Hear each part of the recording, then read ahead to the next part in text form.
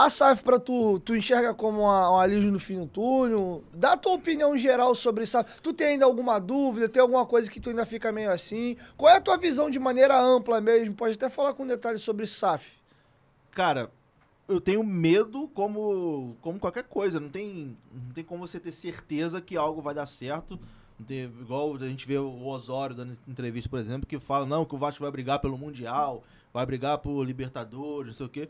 Cara, não tem como garantir. Futebol não tem como. Você pode chegar, contratar o Messi, Cristiano Ronaldo, o PSG fez isso, contratou Neymar, Mbappé e tal, e não tá ganhando nada. Ganha só o francês que joga contra time de fazenda. E o último campeonato perdeu. Tá ganhando de novo agora, mas ano É. passado não ganhou. Então, o futebol não é matemática correta, né? Que tem a fórmula pra dar certo. É claro que pô, você ter dinheiro e ter, enfim, ter gente scout, gente estudiosa ajuda bastante, mas não é certeza. Então, assim, eu acho que é um caminho de profissionalização que o Vasco tinha que trilhar. Infelizmente, foi uma saída que, pô, é um botão vermelho que você aperta e não tem mais volta, né? Mas, assim, a gente olhando ao redor, acho que não dá pra imaginar uma outra saída, né? Pô, é claro que, pô, ninguém... Eu acho que não é motivo de festa você vender o futebol do clube, mas eu acho que era uma saída que tinha que acontecer. É uma luz no fim do túnel, como você falou, e acho que é um caminho que todos os clubes do Brasil vão trilhar. O Vasco, Cruzeiro e Botafogo estão começando na frente, já tem o Cuiabá também, tem outros clubes de empresa, Bahia também está começando. O Atlético Mineiro já tá falando que até o final Então, não deve mas virar também. eu acho que a tendência no Brasil é que vai ser tipo Inglaterra, todo mundo vai virar, ou tipo Espanha, que só Real Madrid e Barcelona não são, e aí eu sei que a gente fala, mas são os dois maiores, mas é um contexto completamente diferente. O Real Madrid, pô, sempre foi o time do rei, né? O time que sempre teve todas as benesses da coroa espanhola e tal, então, enfim, e uma arrecadação gigantesca que nunca nenhum clube do Brasil vai ter. Então, acho que é uma saída. O Palmeiras, a gente pode dizer que já é praticamente uma SAF, que a Leila é a dona de lá, é o que bota dinheiro, é dono do futebol.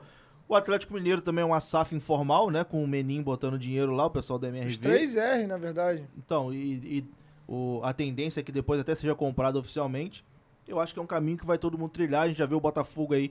Cara, se você comparar o Botafogo de 2 anos com o Botafogo de agora, é outra coisa. Cara, quando você imaginar o Botafogo pagando não sei quantos milhões em jogador, pagando 1,5 milhão de salário pra técnico, uma coisa assim, O Botafogo, completamente fora da... O Botafogo foi o clube brasileiro que mais gastou dinheiro na última janela. 65 milhões de reais. Pois é, coisa inimaginável. A gente pode usar como exemplo europeu o City.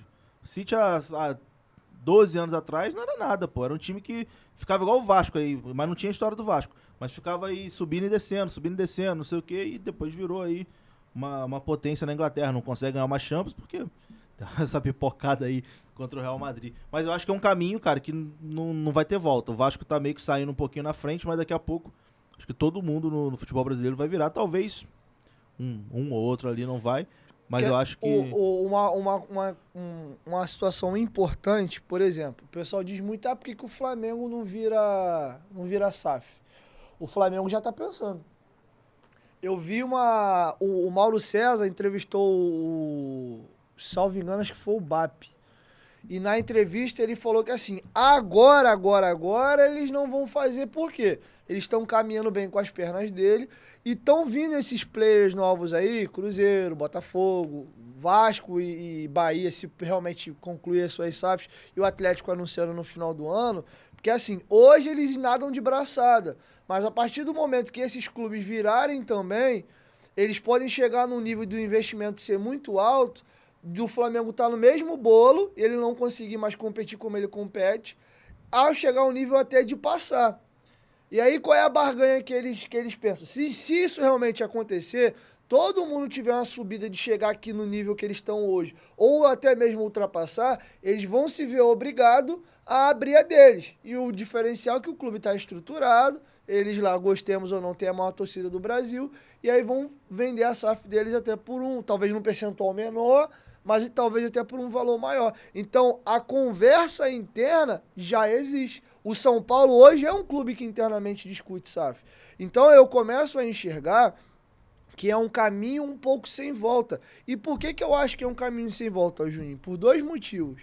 Primeiro, os clubes foram tão sucateados aqui no Brasil que ou você chega com alguém que, cara, eu vou investir, eu vou botar um dinheiro pesado aqui e ele só coloca comprando, trazendo pra ele, porque, cara, você não vai botar, a não ser o caso do Palmeiras, que foi um negócio muito fora da curva, que é você jogar um dinheiro alto num clube que você não acredita o que estão fazendo com o meu dinheiro, estão roubando, estão investindo, o cara não sabe.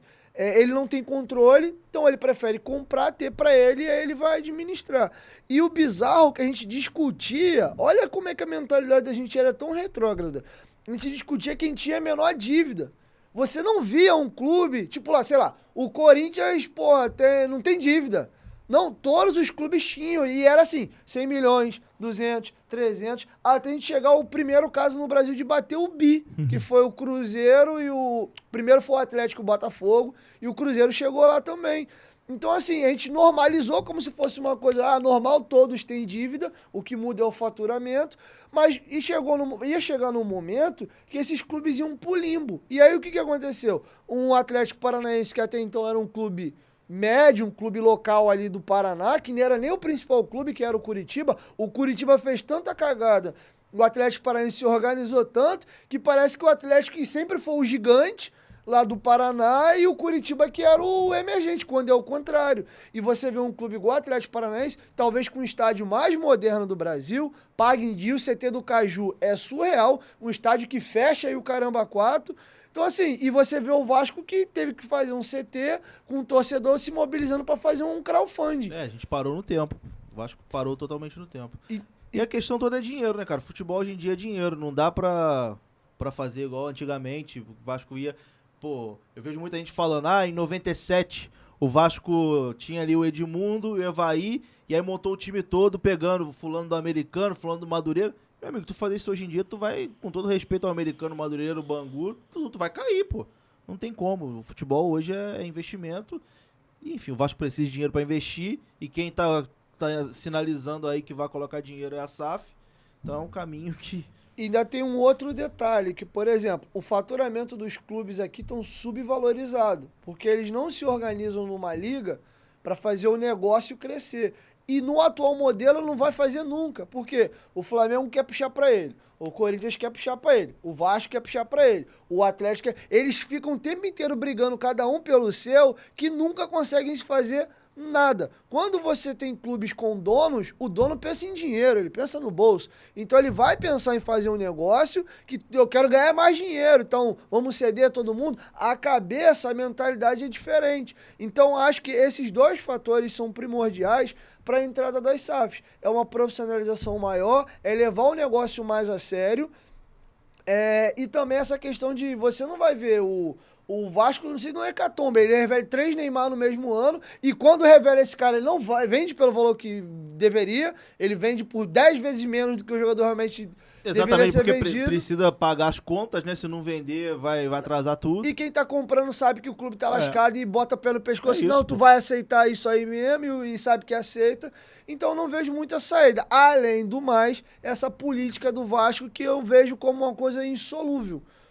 Oposição é até saudável, porque se você tiver alguém que não tem cobrança pra fiscalizar, o cara faz o que quer. Mas no Vasco já não é mais oposição. O Vasco é perseguição, é divisão, é guerra, é o cacete a 4.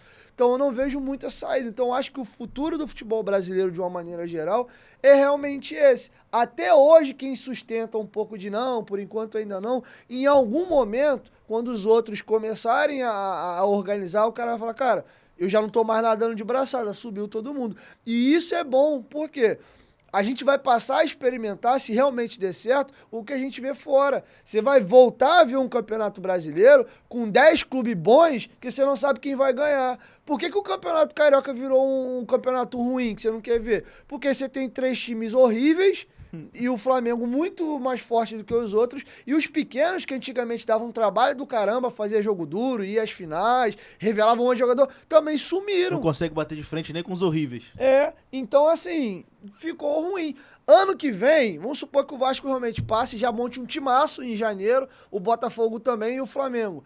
A tua perspectiva pro Campeonato Carioca muda. Porque quando você vai jogar um clássico com o Botafogo, não é mais aquele Botafogo saco de pancada. Você vai querer ganhar do Botafogo. Assim hoje, como o Flamengo vinha...